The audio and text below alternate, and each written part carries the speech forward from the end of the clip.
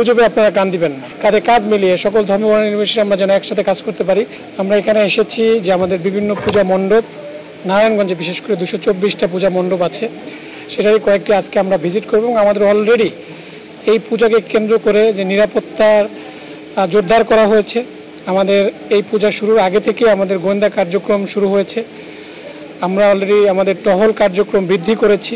বিভিন্ন পূজা মণ্ডপগুলোতে ভিজিট করা শুরু হচ্ছে, তাদের সাথে যোগাযোগ স্থাপন করা হচ্ছে। আপনারা জানেন যে বিভিন্ন সময় ইতিপূর্বে বিগত বছরগুলোতে সামাজিক যোগাযোগ মাধ্যমে প্রোপাগান্ডার মাধ্যমে গুজব ছড়ানোর মাধ্যমে বিভিন্ন নাশকতার পরিকল্পনা করা হয়েছে। সো এখন পর্যন্ত নারায়ণগঞ্জে কোনো ধরনের অপ্রীতিকর ঘটনা ঘটে নাই।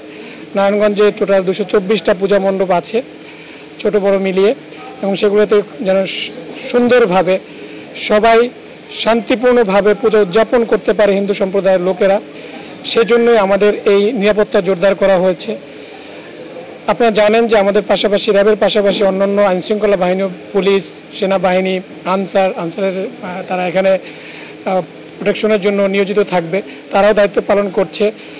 সো আমি একটা মেসেজ দিতে চাই যে গুজবে আপনারা কান দিবেন না। নারায়ণগঞ্জ খুবই গুরুত্বপূর্ণ একটা শহর, এটা বাংলাদেশের প্রাণকেন্দ্র বলা যায়। এখানে একটা কমার্শিয়াল হাব।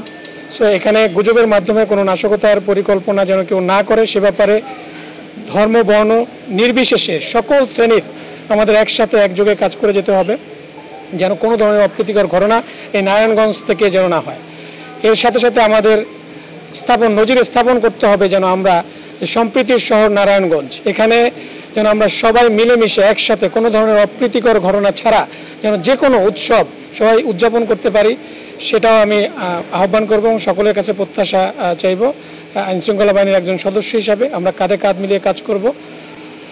সো এখানে আমি দেখলাম যেখানে আমলাপাড়া যে পূজা মণ্ডপটা অত্যন্ত সুন্দরভাবেই করা হয়েছে, এবং এখানে যেটা শুনলাম যেখানে পাশে একটা মসজিদও আছে, এবং তারা অত্যন্ত সম্প্রীতির সাথে নিজেরা মিলেমিশে খুব সুন্দরভাবে যার যার ধর্ম এবং প্রত্যেককে সম্মান দিয়ে কাজ করে যাচ্ছে।